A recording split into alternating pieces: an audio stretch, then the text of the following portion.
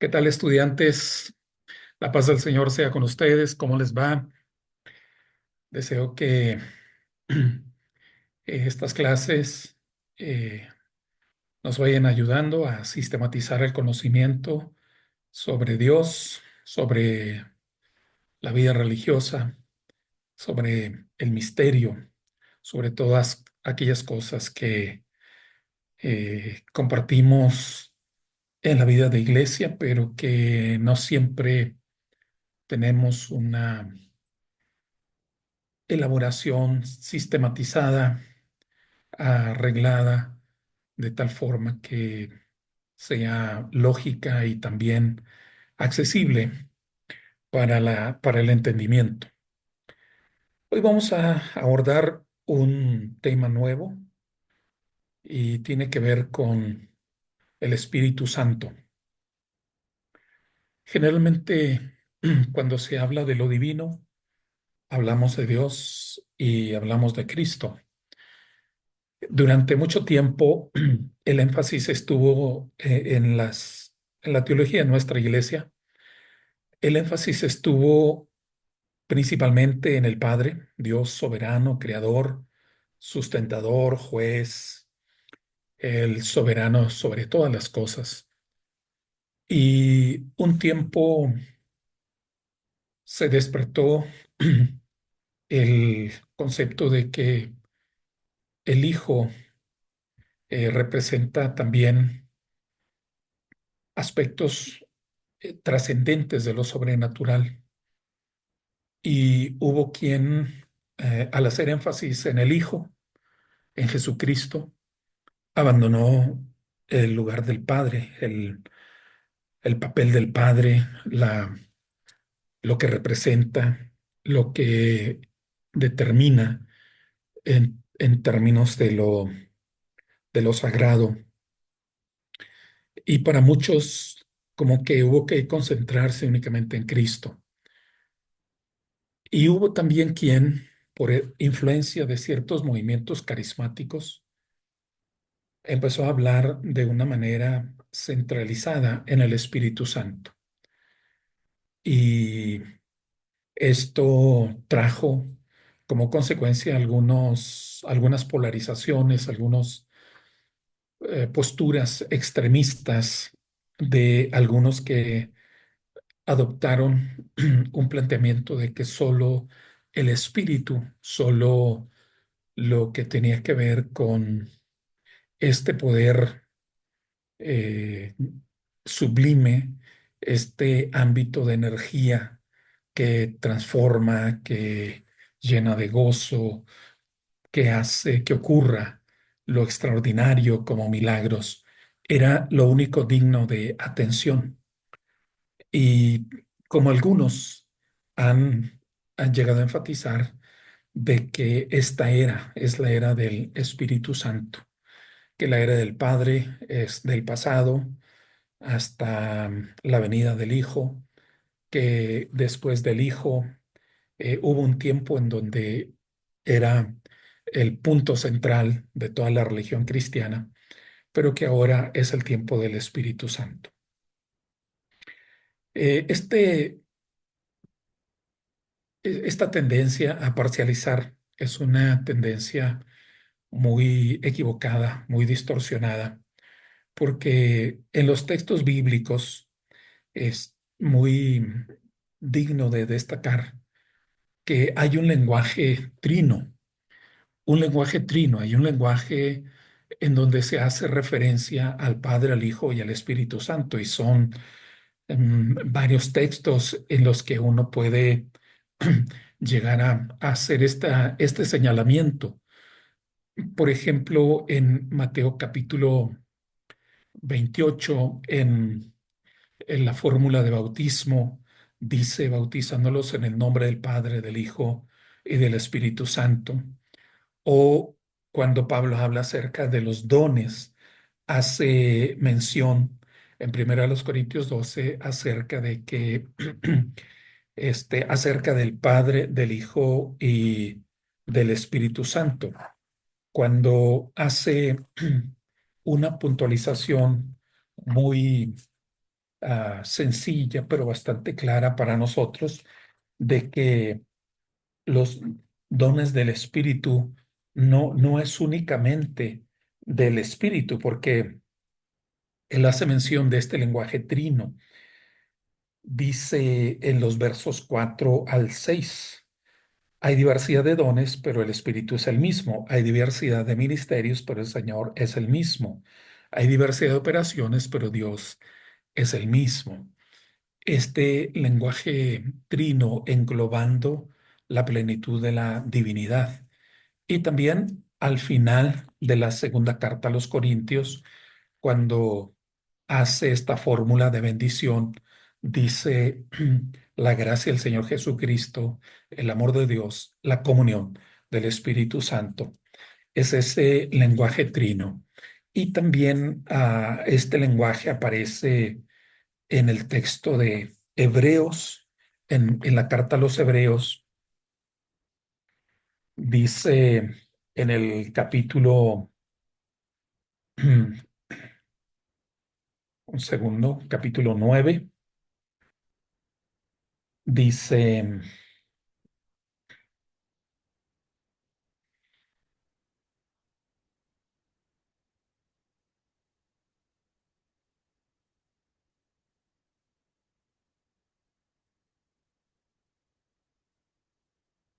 bueno, he extraviado la cita, eh,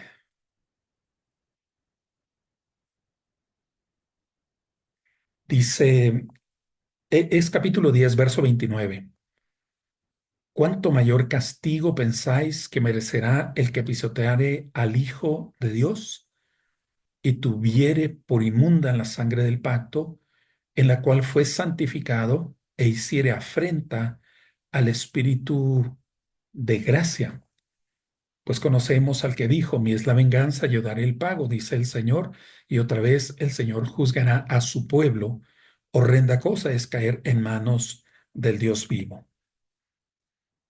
Este lenguaje trino aparece otra vez en textos, estos textos del Nuevo Testamento.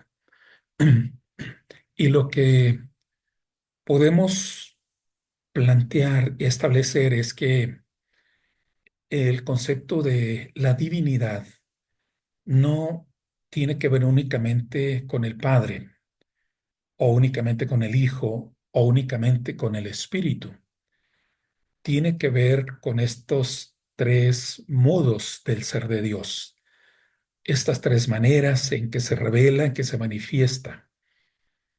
Y hay otro texto que, antes de comenzar a hablar específicamente sobre el Espíritu Santo, quiero eh, eh, ubicarlo. Es el texto en Hechos, en donde se habla del martirio de Esteban. Es Hechos capítulo 6, dice, segundo, capítulo 6, versos 55 y 56. Pero Esteban, lleno del Espíritu Santo, puestos los ojos en el cielo, vio la gloria de Dios y a Jesús, que estaba a la diestra de Dios. Este versículo hace una descripción que ubica lo que nosotros creemos con respecto de el Padre, el Hijo y el Espíritu Santo. Me he abstenido de emplear el término personas, porque el término personas tiene que ver con específicamente el ser humano. Y el término persona se le aplica al Padre y al Hijo en tanto tienen una individualidad, tienen cualidades, tienen capacidades, realizan determinadas acciones. Y en cuanto al Espíritu Santo, nosotros no hablamos de él como una tercera persona, pero si hablamos de que tiene características de personalidad, porque se habla de intervención, se habla de acciones, se habla de emociones, se habla de disposición, se habla de actuación, pero nunca lo tomamos como algo independiente del Padre y del Hijo, sino que lo entendemos como realidad supeditada, realidad que es instrumental al Padre y al Hijo. Y no es menosprecio, al contrario, es reconocer que tiene eh, la la misma identidad, solo que en un ámbito distinto, tanto que el Padre o que el Hijo. Y aquí este texto de Hechos capítulo 6 es el que hace la mención.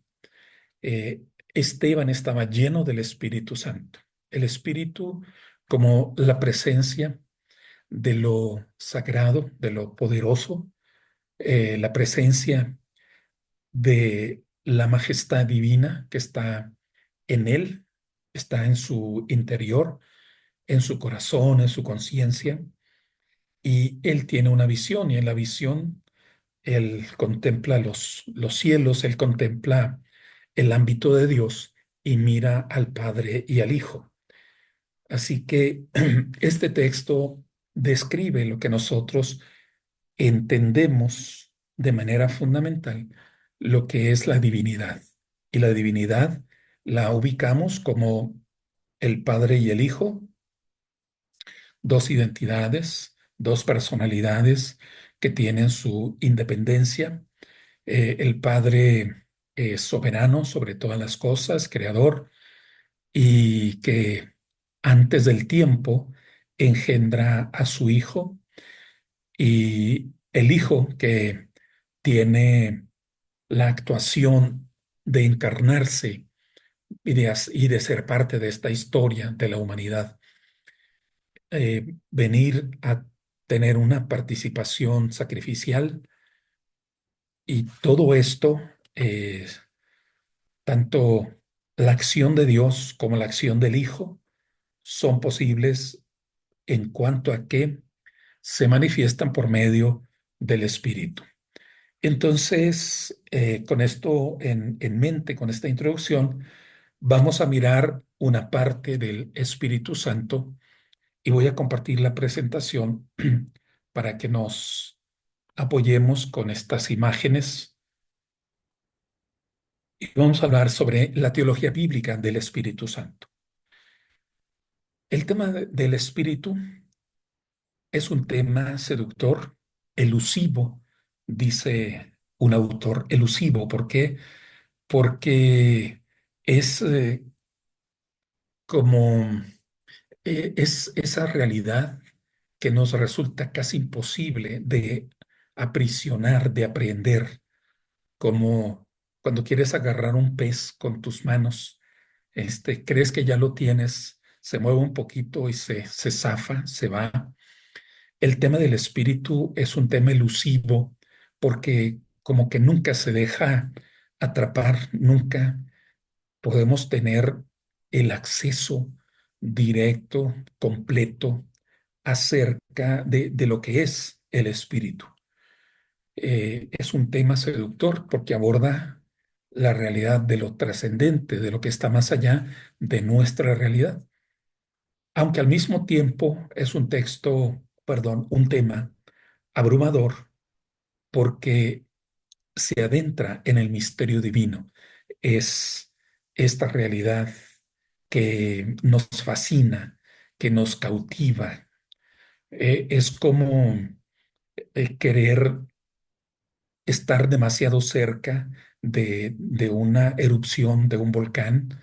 Es como querer estar demasiado cerca de un fenómeno impresionante, como lo puede ser un terremoto o lo puede ser un tsunami. Es querer estar allí frente a eso extraordinario, pero que al mismo tiempo resulta amenazante. Eh, Es esta doble vía o esta doble realidad la que vuelve todavía más interesante la temática.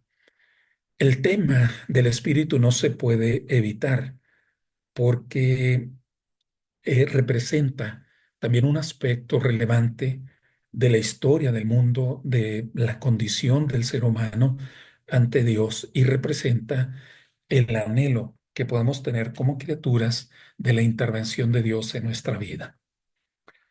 ¿Qué es espíritu? El término neutro, espíritu, representa lo opuesto a lo corporal, lo opuesto a lo físico, representa lo distinto a la materia concreta, es lo diferente.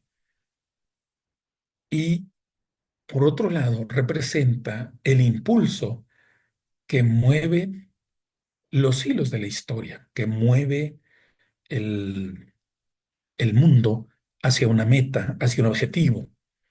Es un impulso que lleva las cosas hacia ciertos propósitos, hacia ciertos planes. Es lo opuesto a lo económico. Económico no como barato, no en la acepción de que es lo menos costoso, sino lo económico como lo concreto, visible o material. Y es el espíritu, esta energía, esta fuerza, esta vitalidad que impulsa los seres vivos. Espíritu es la fuerza por la cual Dios vive en el corazón de los hombres. Es la fuerza a través de la cual los mueve, los estimula, los anima a la acción y les comunica la paz y la tranquilidad. Es un instrumento por el que Dios se hace presente en la vida de los hombres. Etimológicamente coinciden el hebreo y el griego acerca de su significado y se traduce como principio vital en un sentido completo, en un sentido integral. El término hebreo es ruach y el término griego es pneuma y se traducen, señalaba, como el principio vital. ¿Qué es eso que mueve las cosas? ¿Qué es lo que está en las cosas? Si tratáramos de acercarnos a través de una metáfora, ustedes saben que la materia, toda la materia, todos los cuerpos, este, que son parte de esta realidad, toda materia contiene, por un lado, específicamente algo físico, pero también contiene energía, contiene elementos materiales, pero contiene energía. Y es la energía la que cohesiona, es la energía la que une los diferentes componentes que tiene una materia particular. Es energía la que también hace que se transformen, la que hace que tengan movimiento, tengan acción. Es esa energía que se puede activar a través de distintos estímulos, ya sea a través de los cambios de temperatura, a través de un movimiento brusco, a través de el asociarle, acercarle a algún elemento que lo atrae o que le repulsa, hace que se muevan estos elementos por la energía que contienen en los mismos cuerpos. Y cuando se habla de espíritu, podemos entonces referirnos y podemos asociarlo con este aspecto. Por esto, unas definiciones preliminares acerca de qué es el Espíritu Santo, veamos las siguientes y se pueden establecer así.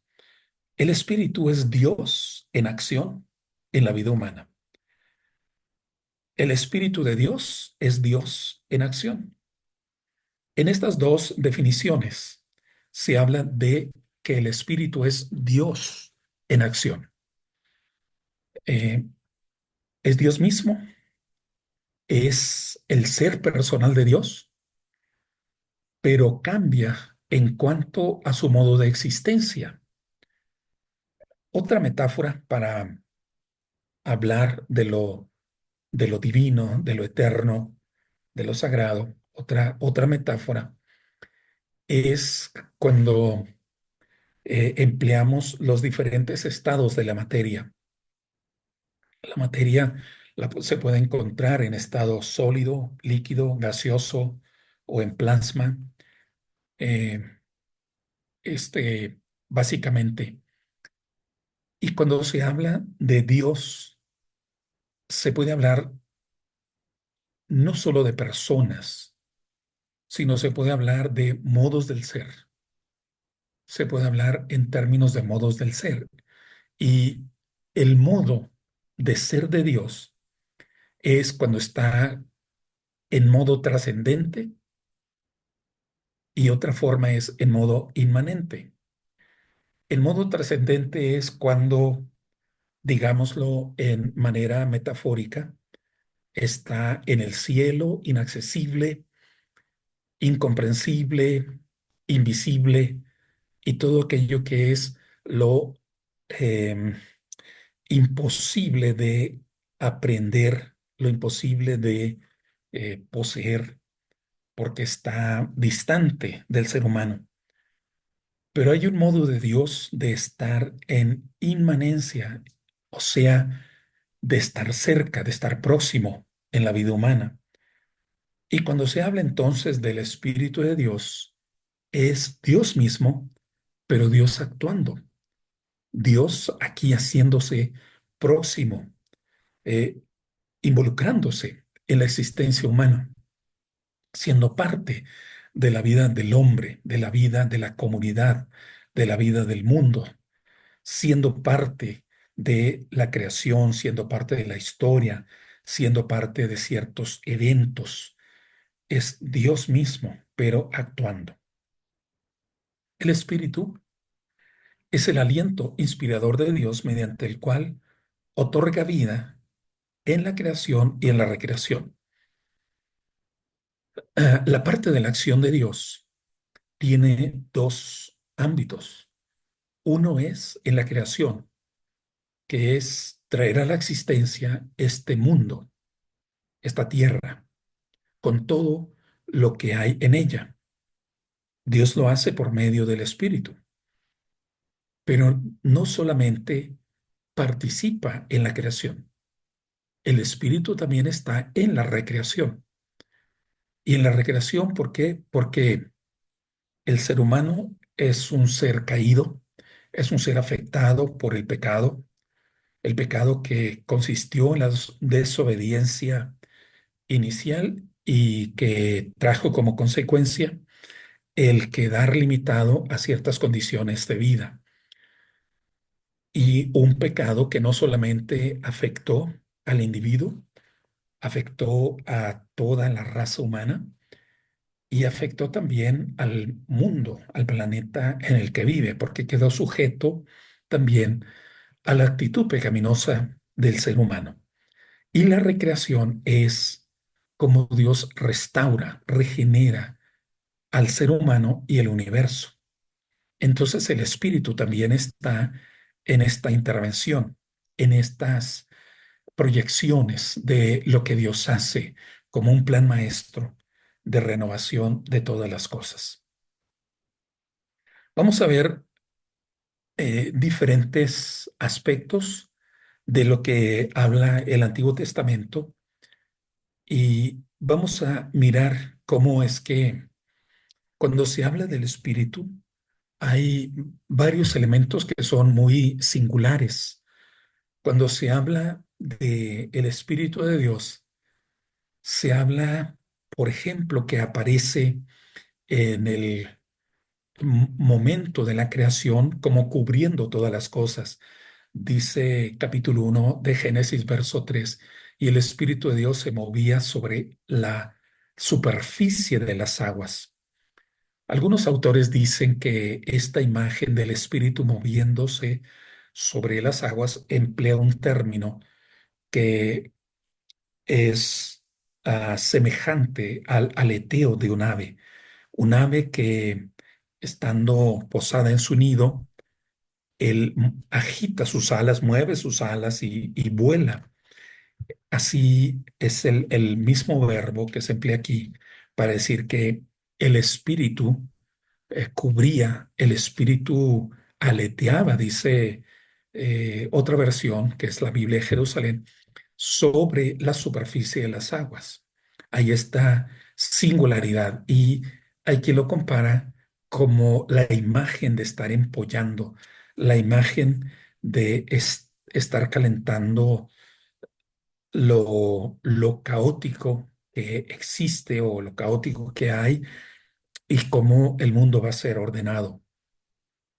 Esa es una manera de interpretarlo, aunque uno entra en bastantes aspectos de especulación. Hay otro aspecto también que es muy singular y que tiene que ver con cómo es que el espíritu arrebata, el espíritu potencia y hace que las personas hagan cosas que no son conforme a su conciencia, a su gusto, a su preferencia.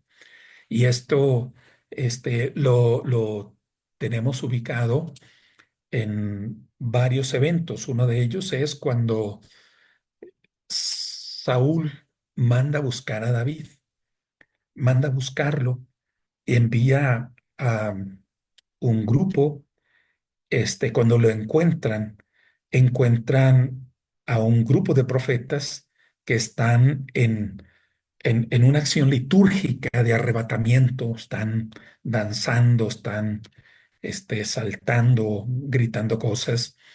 Y estos hombres terminan atrapados en esta manifestación de éxtasis. Y entonces manda un segundo grupo y también quedan atrapados en el éxtasis de los profetas. Entonces, como no regresa ninguno de los enviados, Saúl mismo va a buscarlo y Saúl queda atrapado. Es como una fuerza que atrae, porque dice que ellos estaban poseídos del Espíritu de Dios.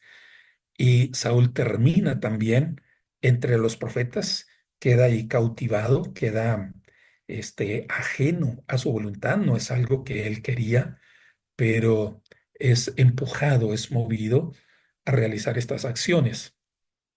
También lo tenemos en otros relatos de los profetas, en estos libros históricos, en donde se dice que el espíritu arrebató a Elías y fue y lo empujó como que lo hubiera aventado en un barranco.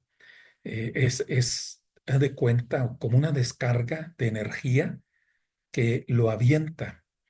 Y lo que hallamos es que son acciones como que no tuvieran una intencionalidad específica, ni edificante, ni transformadora.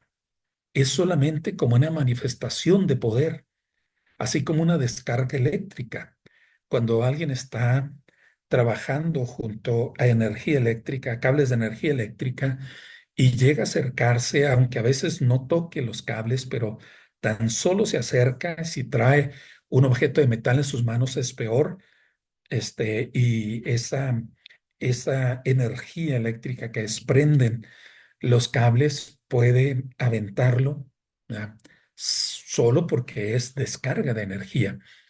Así da la impresión de que se manifiesta el Espíritu de Dios como esa fuerza que empuja, que desplaza a las personas y les hace hacer cosas que no pretenden hacer, que no quieren, que no tienen planes y que no se les ve tampoco utilidad, ¿verdad? Ese es ciertos ámbitos extraños, ¿verdad? Ajenos a la manera en que nosotros tenemos conceptualizado lo que es o debería ser manifestación del Espíritu de Dios.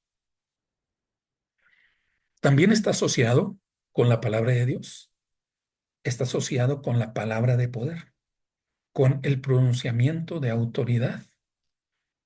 El profeta Miqueas dice en el capítulo 5, porque tiene una confrontación con otros profetas, y Miqueas les dice a los otros profetas, ustedes hablan lo que es de su ocurrencia o de lo que es su deseo, pero yo hablo por el poder de Dios. Mi palabra está basada en el poder de Dios. El profeta tiene la gracia, tiene la influencia de Dios mismo en la palabra que pronuncia. No es una palabra que él como persona desee decir, ni siquiera que él como persona tenga pleno entendimiento o esté totalmente de acuerdo. Dios le hace decir esas cosas por el Espíritu de Dios. De, dice, el Espíritu de Dios me hace decir esto. Y lo mismo también sucede con Amós. Cuando Amós llega a predicar al santuario del norte, los sacerdotes que están en ese lugar le dicen que mejor se marche y vaya a predicar a un lugar en donde le hagan caso, le traten bien y él puede comer su pan en paz. Él dice, es que Dios me dijo que tengo que decirlo y Dios me ha enviado para que lo diga.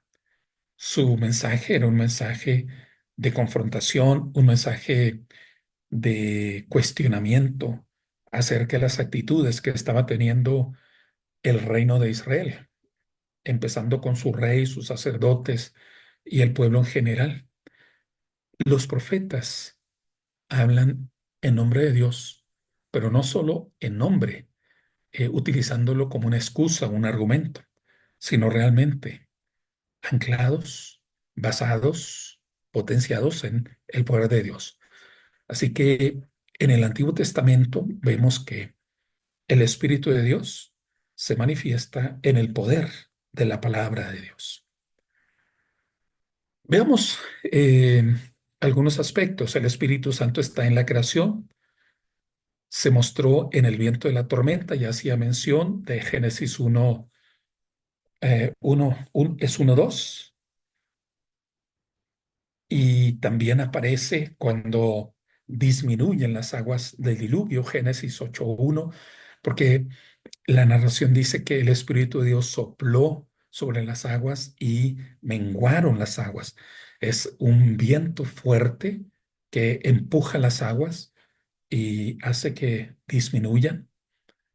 En Éxodo 15, versos 8 y 10, el Espíritu se muestra como la fuerza que separa las aguas. Cuando el pueblo de Israel va a cruzar allí en el río o mar, como le llaman otras versiones, cuando va a cruzar, es el Espíritu quien hace este acto de separación.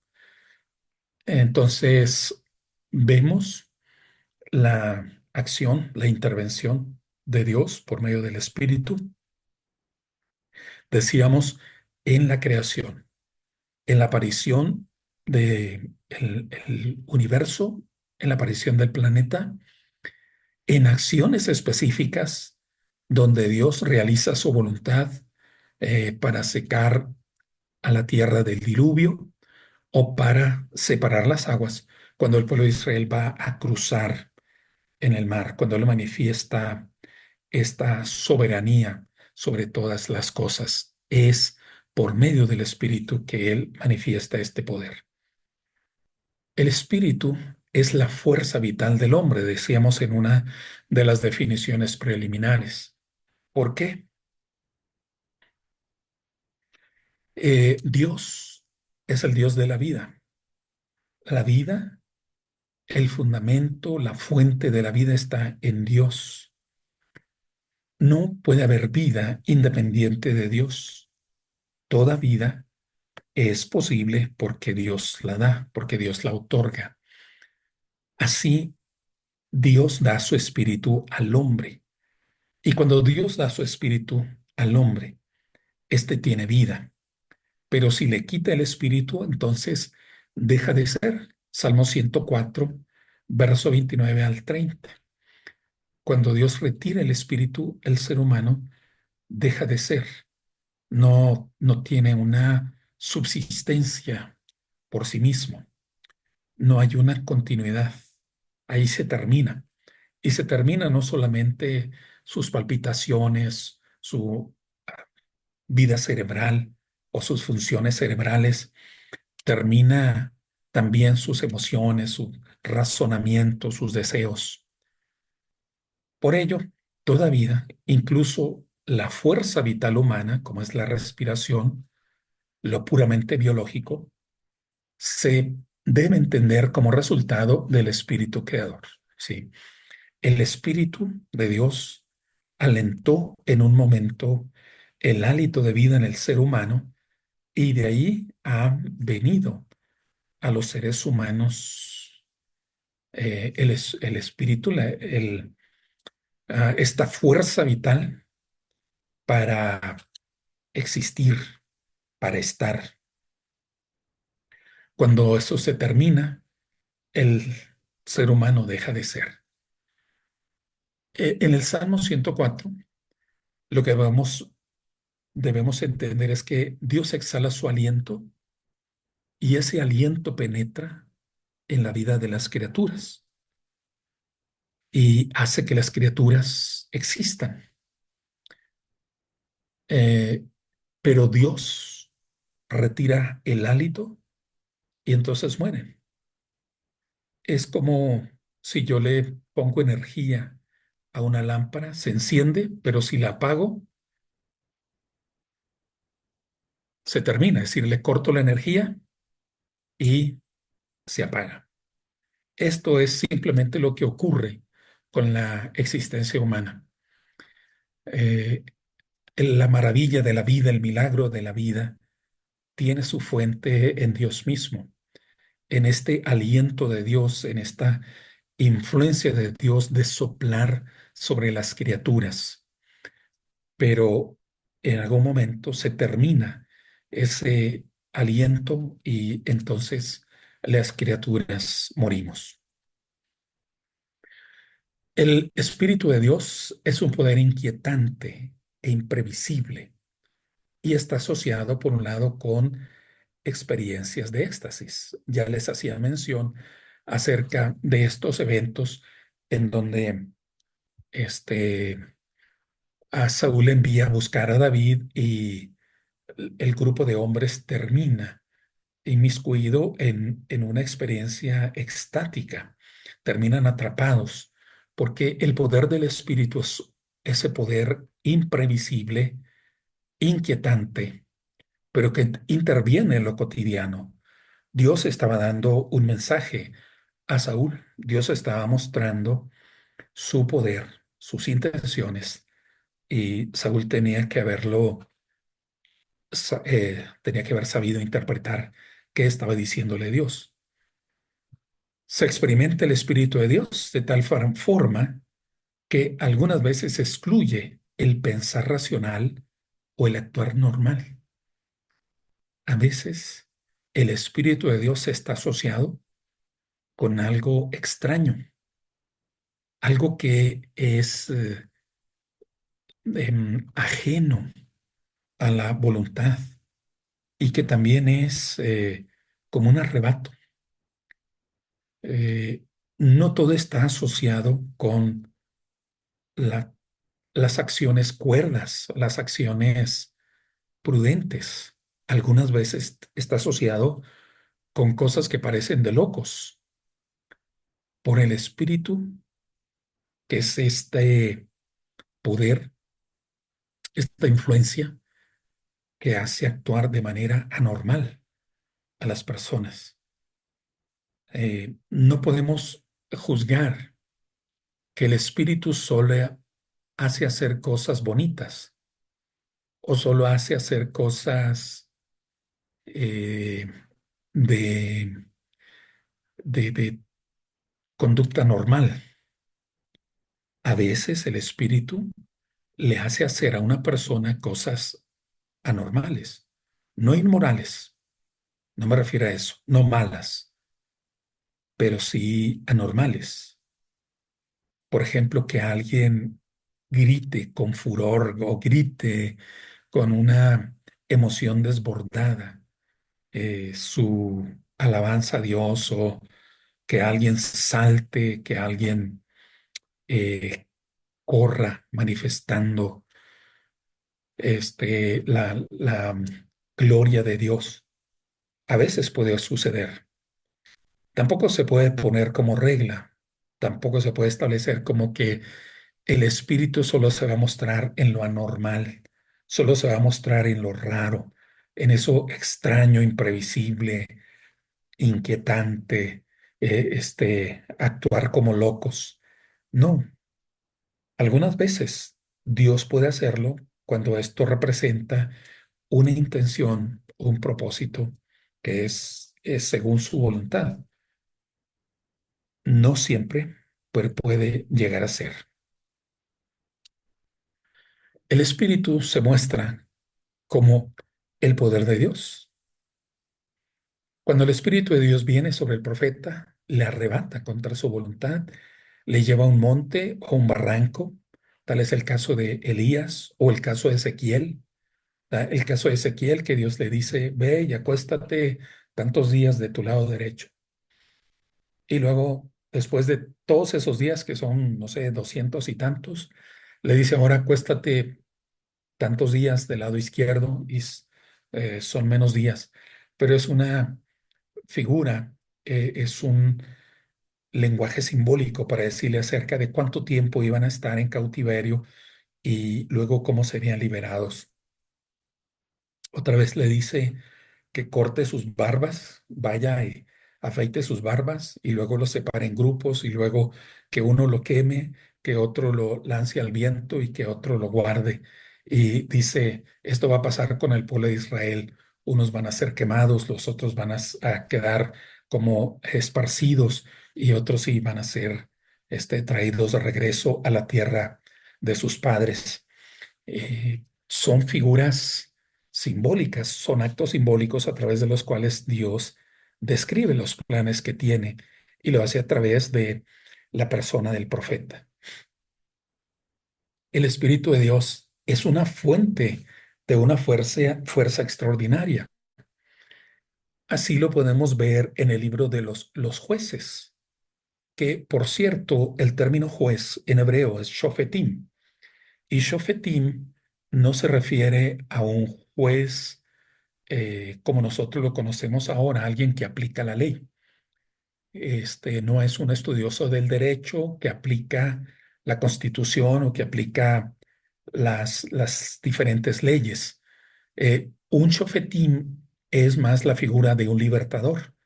En esta imagen que podemos tener de los que lucharon por la independencia de las naciones, como es el caso de Bolívar, San Martín, acá a Miguel Hidalgo o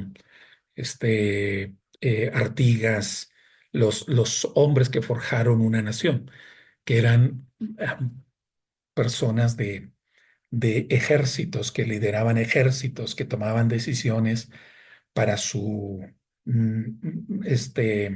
proyecto de formar una nación. En el caso de los Shofetín son libertadores porque tienen un encargo de guiar al pueblo en la liberación de sus adversarios, la liberación de aquellos que los están oprimiendo. Y esto es lo que hicieron los diferentes jueces. Vivían oprimidos por los filisteos, el pueblo de Israel, y Dios levantó a un juez, a un shofetim, y guió al pueblo hacia la lucha para la liberación. ¿Cómo eran encomendados y cómo eran fortalecidos para hacer esta tarea? Pues lo era a través del Espíritu de Dios. Ustedes ven que el Espíritu de Dios no solo se muestra en lo religioso, entre comillas, no solo se muestra en aquello que tiene que ver con el culto, con los sacrificios, con la función de los sacerdotes, con la construcción del templo, tiene que ver con hechos extraordinarios, también del mundo material o también de la historia del del pueblo elegido. El Espíritu de Dios es la fuerza extraordinaria que libera, la fuerza extraordinaria que lleva a romper los lazos de los adversarios. Es esa fuerza extraordinaria por la cual las personas pueden tener actos extraordinarios, actos que están más allá de su entendimiento, de su fuerza de voluntad, de su capacidad física también. Es ese espíritu entonces una energía extra, un plus que tienen las personas tanto en su razonamiento, en sus emociones, en su corazón, en su impulso para hacer cosas, para completar cosas. Es el espíritu lo que mueve a las personas. Aunque en el Antiguo Testamento tiene la característica de que no se habla de que permanece en ellos, sino que los hace hacer algo, los hace hacer algo y hacen la tarea y como que se retirara de ellos. O bien solo estaba en determinadas funciones, como lo era el caso del rey, del sacerdote, del profeta. Pero en otros parece ser que era solamente como capacitación, potenciación para la encomienda. Otras veces, el espíritu es una intervención poderosa, pero que no hay fenómenos extraños. Ya decía, por ejemplo, se apoderó lo de los jueces para que buscaran mantener el derecho, mantener la justicia en Israel. Se lanzaban tocando la trompeta y empujaban a los enemigos hacia afuera de sus fronteras. Otras veces el espíritu tiene que ver con la dirección política, como es la inspiración a David. Le da esta capacitación para organizar el pueblo, para guiar al pueblo. No es únicamente el entendimiento, su conciencia, su deseo, es la influencia del espíritu.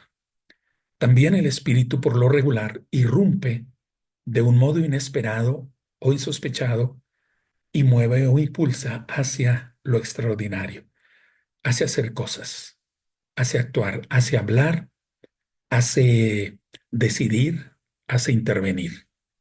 Y lo que hallamos es que no es que está tratando de mover hacia un orden permanente, sino es el de más bien reacomodar las cosas, es el de romper los lazos de opresión, es luchar contra las limitantes, contra la, ah, la opresión, contra el caos, y es mantener eh, la clave de que en todas las cosas Dios tiene un propósito y ese propósito lo guía por medio del Espíritu, tanto en el mundo material como en el mundo de los hombres, en todos los ámbitos de la vida del ser humano.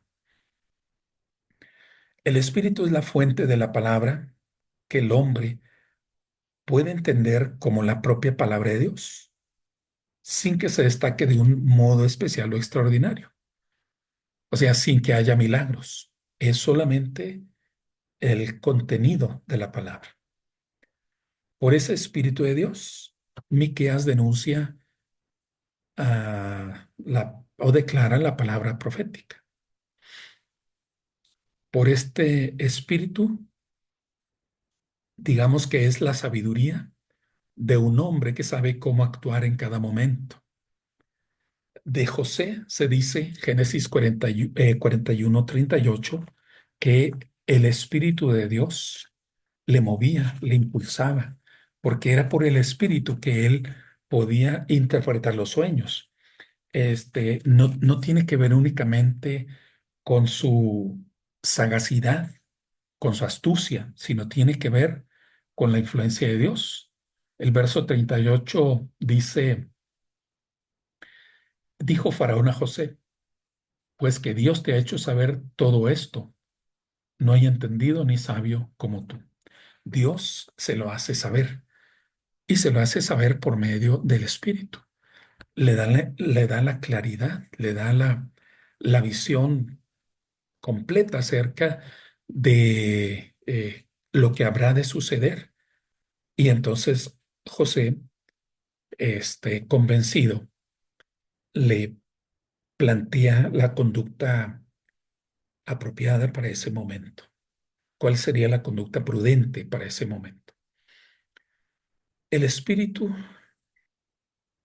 se muestra en el manejo de la palabra para dirigir al pueblo y también para componer canciones espirituales.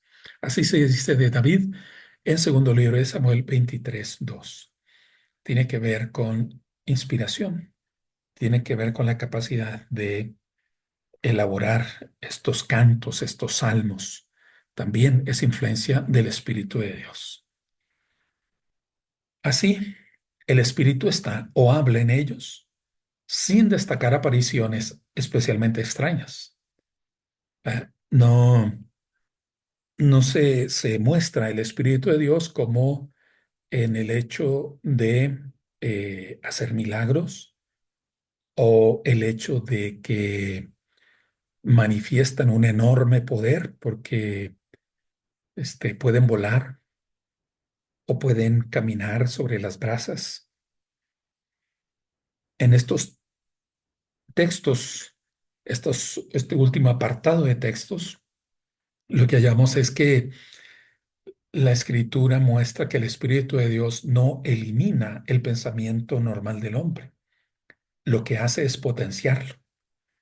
Lo que hace es iluminarlo. No lo elimina. No lo hace que desaparezca. Lo potencia. Lo vuelve sabio. Lo vuelve claro. Lo vuelve fuerte. Y ese es el espíritu de la sabiduría. Ese espíritu estará en el Mesías o siervo sufriente de Dios. El problema del verdadero falso profeta no se presentó en términos de lo extraño, tampoco cuando perdía el control de sí mismo.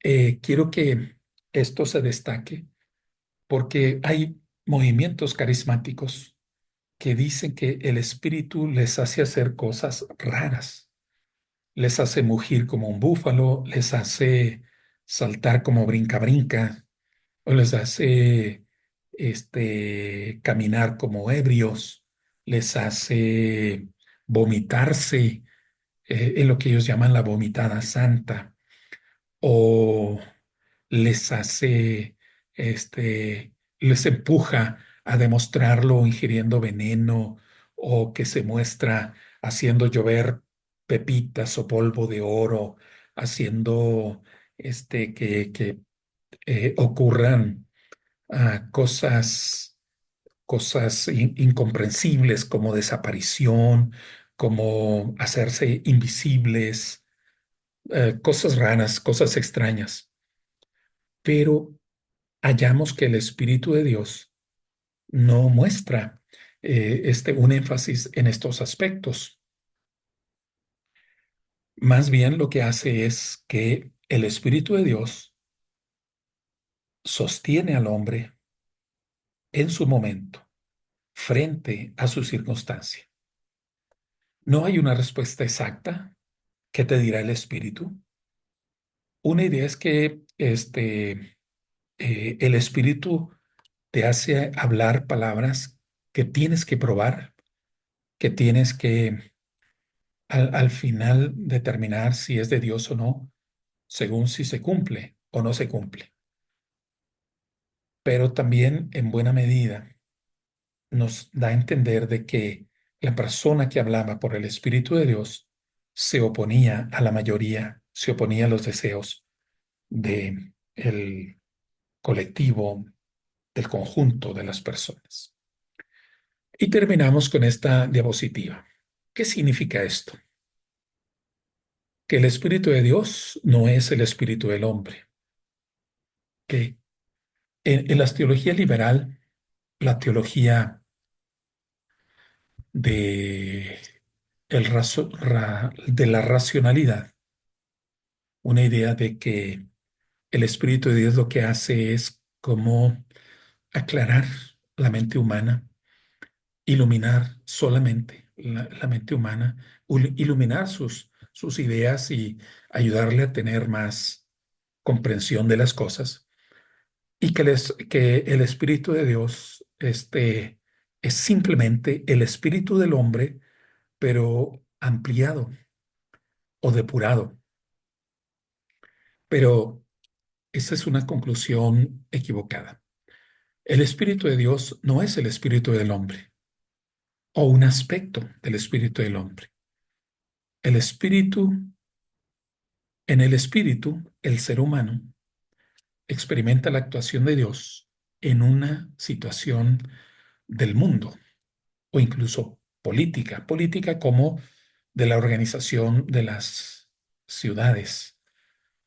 Es la experiencia de algo externo, algo ajeno que viene a la propia persona. Y se entiende como que Dios sale al encuentro del hombre como lo plenamente inesperado. Dios que se eh, hace presente en el caminar del hombre, en los momentos y circunstancias del ser humano, y ocurre como algo inesperado. Así el espíritu no pretende la elevación del mundo material. No se trata de que al ser humano que potencia le dé una ventaja para que, por ejemplo, tenga el espíritu de adivinación y sepa qué números va a ganar la lotería, o para que tenga un poder extraordinario y escape de sus enemigos, ah, elevándose sobre el cielo, volando. El Espíritu de Dios no se muestra en que este, le guía al ser humano dónde está el tesoro, dónde está enterrado el oro. No, no pretende eso el Espíritu de Dios. El Espíritu no busca la elevación del mundo material.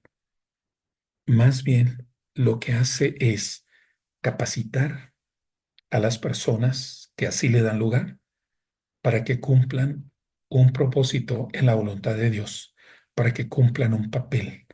Los potencia para darles sabiduría, para darles perseverancia, para impulsarlos a hacer las cosas de mejor manera, en la manera que agrada a Dios. Y el espíritu entonces es tan corpóreo como el viento. Es una energía que mueve las cosas, que mueve los corazones, mueve la mente, mueve los criterios, mueve la voluntad. El espíritu es así entre nosotros. Y en resumen diríamos que el espíritu mantiene firme al hombre frente a sus contemporáneos. El espíritu está en el verdadero profeta para hacerle decir un mensaje que aunque no lo aplaudan las mayorías, lo va a decir porque tiene el aliento, tiene la inspiración de Dios. El Espíritu le da la fuerza para la batalla a los jueces, para expulsar a los adversarios. El Espíritu mueve a, al profeta a sostenerse en pie, aun cuando el rey lo amenace, El Espíritu de Dios sostiene a los que tienen que completar una función, como eran los sacerdotes o los encargados de la fabricación del tabernáculo, o el caso de David para guiar al pueblo. Así que en resumen, podemos decir esto: el Espíritu mantiene firme al hombre frente a sus contemporáneos. Y esta es acción del Espíritu Santo, es acción de ese Espíritu que viene de Dios mismo, porque es Dios quien potencia y es Dios quien llena de sabiduría. Bueno, hasta aquí esta presentación. Muchas gracias por su atención. Dios les bendiga y nos vemos en la siguiente semana. Que tengan un bendecido sábado y paz a ustedes.